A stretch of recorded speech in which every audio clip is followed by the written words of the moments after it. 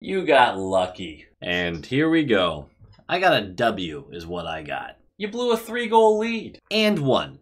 In regulation. Big deal for you these days, huh? Not after tonight, I bet. Swayman didn't look all that good. Well, Swayman looked good enough to win. So you think you guys have a chance with Monty jumbling the lines and having this team play on its heels every time you have a lead? I think Monty just hit 100 wins with the Bruins in less than 20 months on the job. Man, you really aren't going to be bothered tonight, huh? Buddy, we won in regulation. Morgan Geeky had a hat trick. Lohrei scored the game winner. Swayman made a game-deciding save, and we're tied for first in the league. What's there to complain about? DeBrusque? Damn it, would you just get out of here? Low-quality fans of a high-quality Bruins team, that is a dub! A regulation dub. The first one in 10 games. We did it! We fixed the Boston Bruins. We did it! That's it! This team's championship caliber. It's done. No arguments. This team is great! And hey, real quick, eye to eye, let's talk about it. Chest to chest. I know. There's all sorts of negativity in there. It's all swirling about because of the way this game went. And we'll talk about stuff. But, let it go. Just get rid of that. Get rid of that. And we're going to talk about why, but it's gone. That's a regulation win. Let's have some optimism. Let's have some pride in this team. And hey, maybe you're sitting there going, well, hey, Loqual, what about last video where you said all this negative shit? And what about all the negative shit you're about to say in this video? And you know what I say to that? Shut up. Yeah. Bet you feel stupid now. Yeah, this team is fixed. It's not fixed, but God, what a step in the right direction. And honestly, am I being honest here? I am. I am happy it happened this way. And we're going to get to that point. We're going to talk about it. But there are reasons to almost prefer it be like this. Because there's a couple things that happened. Let's just say two of them right now. The big two. One, you won in regulation. You closed out a game, which included you killing a power play penalty, whatever, however you want to word it, which includes you killing a penalty with less than 4 minutes left in the game. And you closed out a 1-goal lead. We needed to see that. And throughout this whole game, Swayman's getting torched by the fan base, by a lot of them. Some of it's fair, some of it's unfair. All I kept seeing was, hey, how about make a save? Make the save. The save that we've been asking Swayman to make. I'm not going to say we really, because that hasn't really been my motto lately, but a lot of people have brought up the Swayman doesn't make the save. Well, guess what? In this game, he made what you would call the save that meant we were winning in regulation. Two things to genuinely be absolutely stoked by, because if they can build off them, oh, this could be fun. There's negatives about this game. We're going to talk about those. But don't ruin a good result. Hockey's supposed to be fun. It's entertainment. The team's in a playoff spot pretty easily. The team is sort of winning more than they're losing. Maybe not in the immediate sense, but still. And that was an entertaining-ass hockey game where your team won. Feels pretty good. Feels pretty good to me. Feels pretty dang good. This Vegas team, Bruce is back in town with a big fat ring on his finger. Good for him. I harbor no hatred. I want Vegas to fail forever. That ship has kind of sailed, considering they just won. But I don't really dislike Bruce at all. I genuinely don't. Even when they fired him, I was like, don't super agree was my initial reaction. And then I slowly worked myself around to, I can see why you're changing this and why I think it's the right move. And at this point, I do believe it was still the right move. I can see why you would argue that. This is an opinion that is not worth arguing about again. This is our second meeting of the year with Vegas. We lost to them in overtime in January. They are 4-5-1 in their last 10. They are 14th in goals for per game, 9th in goals allowed per game. Their power play ranks 18th, their PK ranks 11th. And honestly, I'm assuming that Knights fans don't give a flying butt cheek about any of this, right? They don't care. Not because they're bad hockey fans, but in their head, that team should make the playoffs. They certainly look like they're going to. And they just want to get healthy. They're going for back-to-back cups. They're going to pull some shenanigans, it looks like. I'm not saying they're faking the Stone injury, but Stone is out for at least the regular season. I think we all know that he's going to be on track to play game 1. Do with that what you will. But they are missing Eichel. They're missing Stone, Carrier. They're missing Dorofeyev. They're missing Brett Howden. A couple of those guys are more important than others. There's some real talent missing from that roster, which is even more of the reason why I'm like, don't lose this game. Don't lose this game. Yes, we're missing talent too. Feels like they're missing just a little bit more. Just a little bit more. Win this game. Adin Hill on the road against us. He's been so good on the road. 929 through 10 games played on the road this year. He has such few games played because he was injured for a good portion of the year. He has an 8-1-1 record on the road and a 929 save percentage. Dude's been everything I've said about Adin Hill in the past. Like, it's basically mirrored what I've said about Georgiev. It's like, I just don't think he's that good of a goalie. Adin Hill has shoved that right in my face. I think he's a pretty damn good goalie. Good for him. For us, we come into this game having played 6 straight overtime games, that you know. 3 or more goals allowed in 9 straight games, now 10. But, who cares as long as you win? Obviously, you care a little bit, but right now, let's just take the win. Let's just take the win. Richard has been sent back down to Providence. I believe if he had played one more NHL game, he would have had to go through waivers to do that. The team needs to keep talent. They like what Richard brings. They are genuinely afraid of someone picking him up on waivers. So they sent him back down right now because there's no necessity to keep him in the lineup. And they'd like to use him if there are more injuries down the road and risk waivers or whatever they have to risk later on. Lauko goes back in for him on a 4th line that dominated most of their shifts tonight.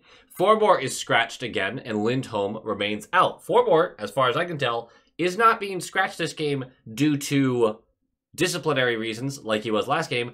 To me, it looks pretty clearly, hey, that third pair actually looked pretty good without you. Let's see that for another game. Are we finally getting there? Eh? Our lines, Marchand, Coyle, Pasternak. I really feel like they could have split that up more this game. JVR, Zaka, DeBrusk, Danton, Heinen, Geeky, Frederick, Lauko, Boquist, Brazeau, and then Grizz, Mack, Lohrei, Carlo, Wotherspoon, Chat, and Kirk Swayman in net. This kind of game just makes you feel thankful. Thankful for the Boston Bruins. Thankful for those who like, comment, subscribe. Nailed it. Thankful to the high-quality inspectors, the YouTube membership program. Just absolute stallions and studs over there. Unbelievable. So thankful. So thankful. Puck drops. Puck drops! This game started exactly the way you needed to. And then it progressed into a way you didn't need it to. But it started exactly the way you needed it to. In a frustrating way, though, because we're 10.5 minutes in, and Vegas is just holding on. The shot totals aren't gaudy. They're 9-2 in favor of us. But out of those 9 shots, there are at least 2 shots wide open from the slot. Well, at least 2 that were saved. There was like 2 others that just missed wide, which is always a bummer. A pasta breakaway and 3 or 4 chances within 3 or 4 feet of Adin Hill. We were all over them. We were moving the puck quickly. And you'll notice that this team performs its best when they're actually not stretching the ice. They're really not. It's short, quick routes, always two options, always a seam being created that the other player is recognizing. They're slowing up or speeding up to be in the lane that they need to be in to be open. And it's short and quick, and they work their way down the ice. It's the Hail Mary passes that you'll notice screw us up the most. Either way, they're playing so unbelievably well. And Adin Hill is stopping everything. And you're getting that twinge inside of you where you go, oh, great. Are they going to just... Adin Hill's going to stand on his head for 14 shots, and their 5th shot of the period is going to go in on Swayman.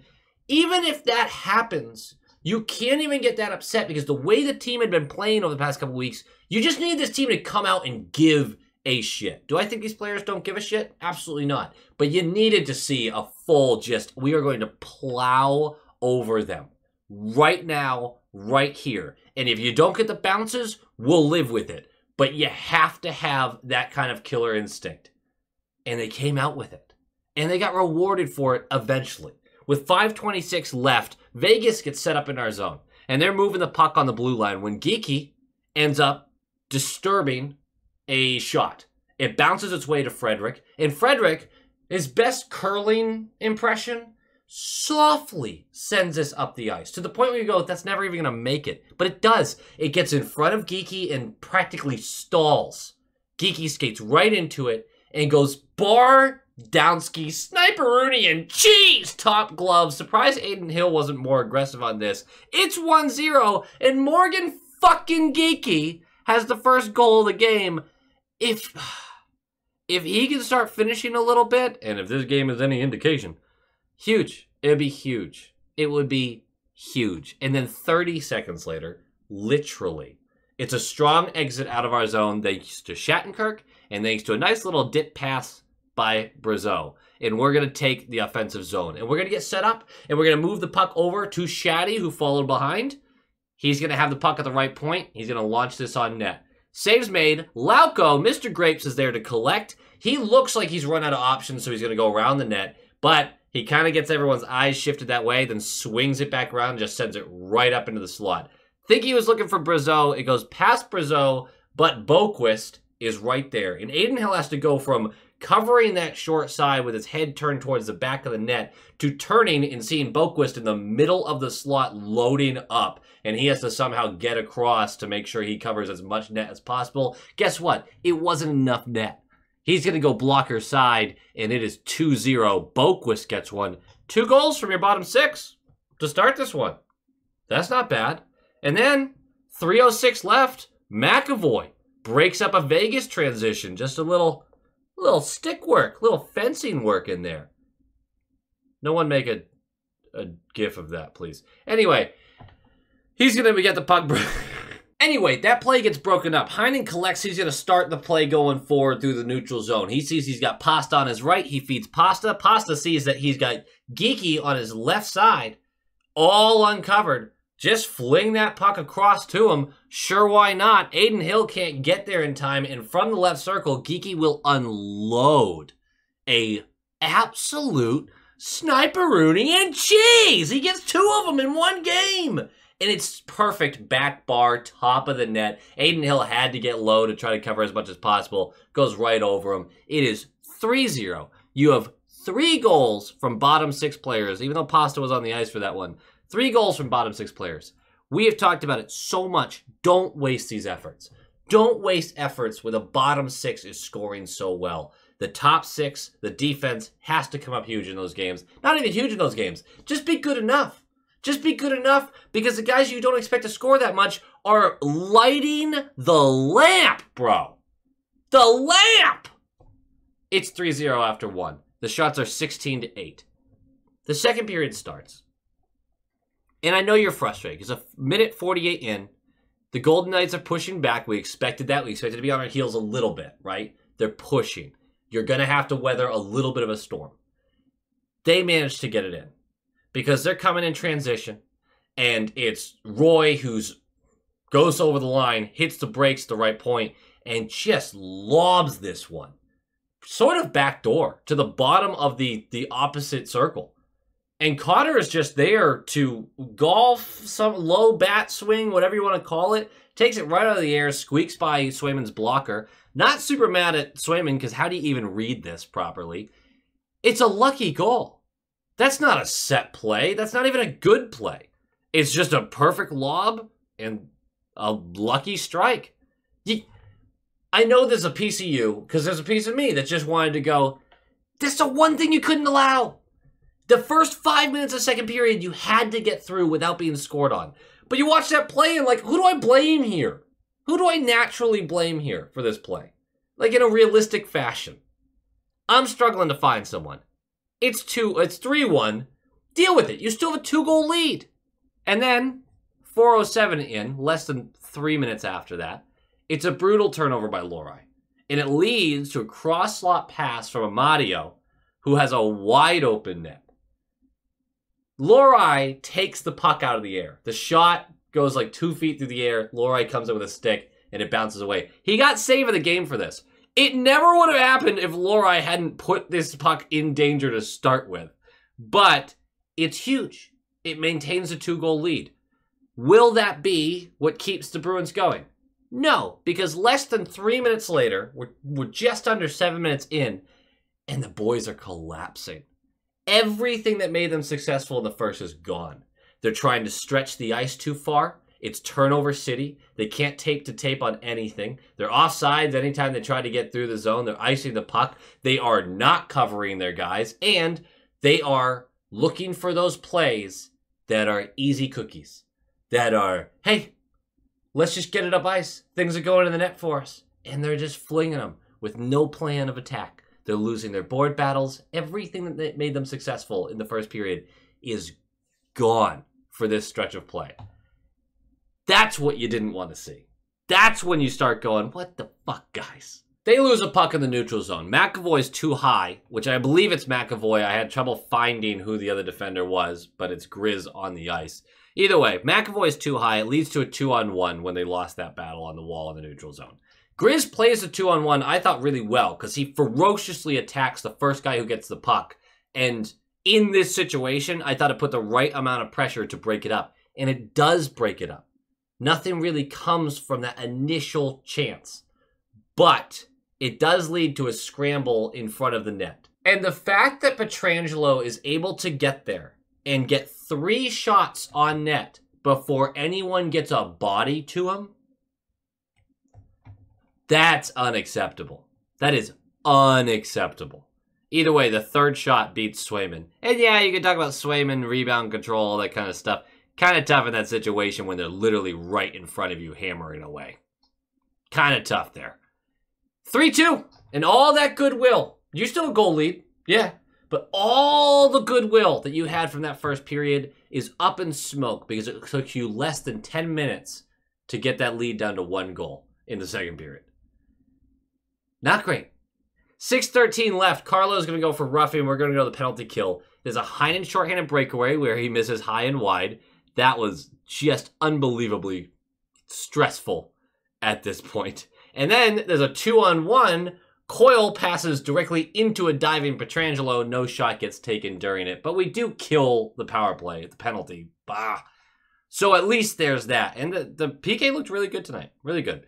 3:28 left. Face-off win by Geeky. Those are huge. On the right circle of the offensive zone. And the puck is moved to Grizz on the left point. He needs some sort of outlet here. And Pasta had swooped his way around the back of the net, up through that left circle.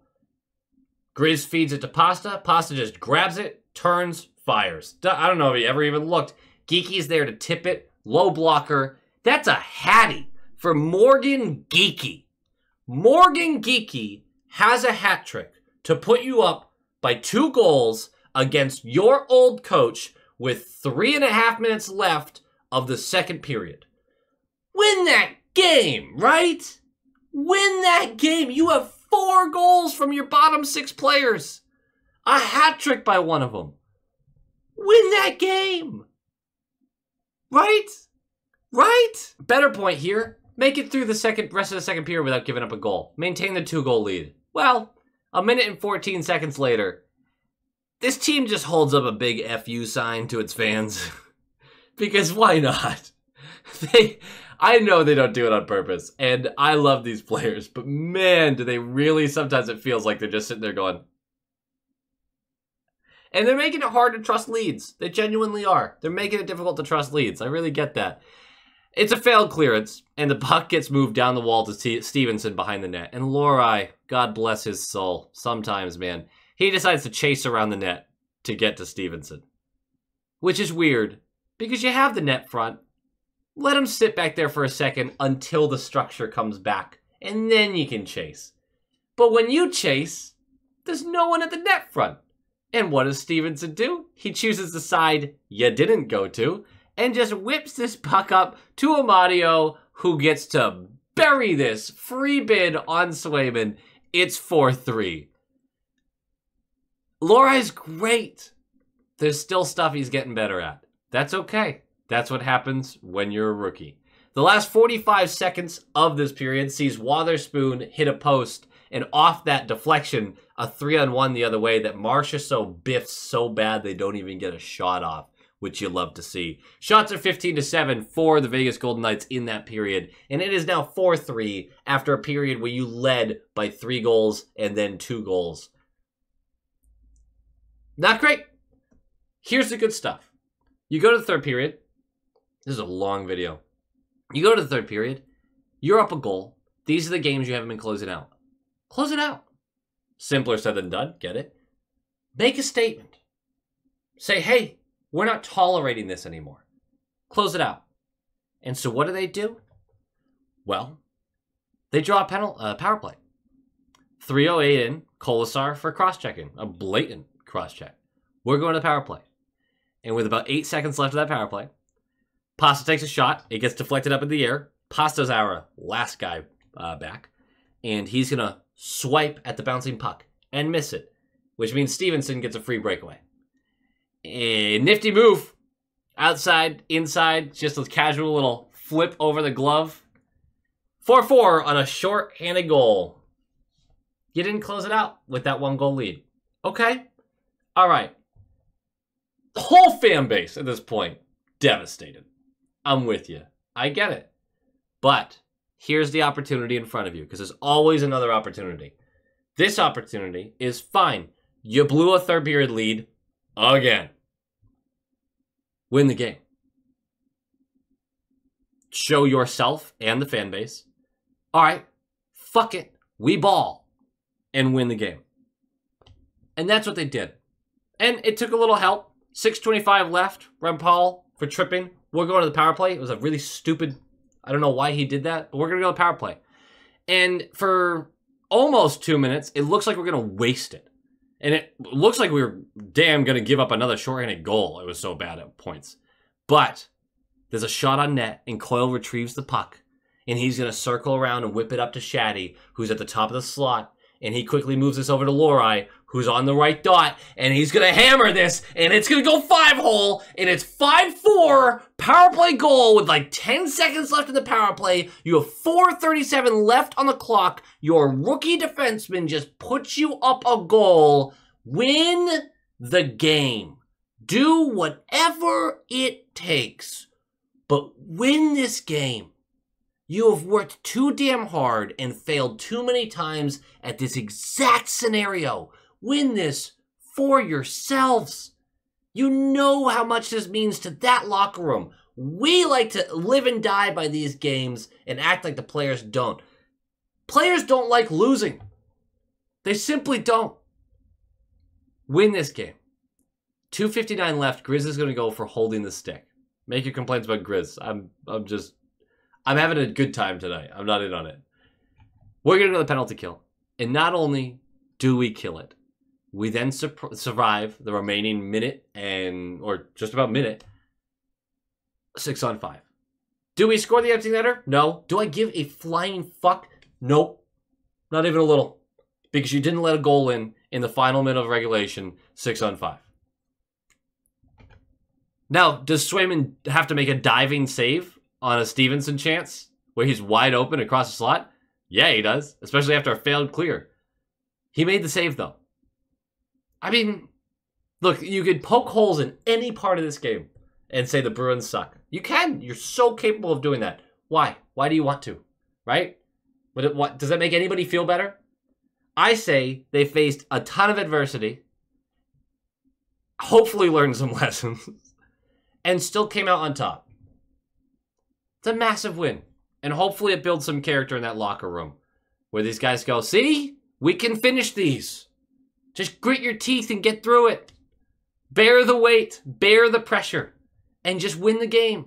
Swayman makes the big save, we clear the pucks. Game. Game notes. The top 6 can't get outscored by 4 goals by the bottom 6, and this team barely squeak out a win. The top 6 has to be better when the bottom 6 is performing as well as they are. Now look, last game, I'm pretty sure all our goals were scored by the top 6. So obviously there's an asterisk here. It's not like an everyday problem. You can't always be one or the other. Little bit of balance wouldn't hurt here. It really wouldn't. But the bottom 6 played great. Lorei and Wotherspoon, another game note here. Excellent. They just make this team better, man. They have their flaws. They absolutely do. But Wotherspoon Shattenkirk is way better than Forbort Shattenkirk. And I'm willing to bet that when Lindholm comes back, Lorei Wotherspoon is going to be way better than Forbort Shattenkirk. I'm going to believe that until I can't anymore. They make the team better. I think there's a real argument for Forbort legitimately getting sent down at this point. Is that brash? No, I don't think so at all. Last game note, and something I basically already said. We built a big lead. We lost the big lead. Showed all the same habits that have been frustrating us. But then they locked it back in, and they clawed their way back, and they won. In regulation. It's progress. That's all we're asking for. Let the team continue to get better at the things they need to get better at. That's huge. That's a dub. Go Bees. Go Bees! Once again, guys, thank you so much for watching, but it is time to give a shout out to our high quality inspectors. We've got our top line tier inspectors. We got Brock Nope, Han Slomo, Coach D, the Bugman, the Atomic Lizard, Bradley Johnson, Aaron Adams, Just Aaron, Darren Woodbury, Brett Arney, Pinsen, and Nick Zatrullo. Thank you guys so much for your support. It is greatly appreciated. And of course, massive props to these absolute stallions, the all-star tier inspectors. We have Bruins Smash, Jason Ozzy, Bruin Connolly, Kyle E. Coyote, Adam Ella, Jonathan Harvey, Joel, Abraxion, Jacob Pratt, Tupton D. Tashi, D.A. Kingery, The Only Newts, A Tasty Snack, Doots42, and Jeremy. You guys are absolute studs. I can't thank you enough, and go Bees.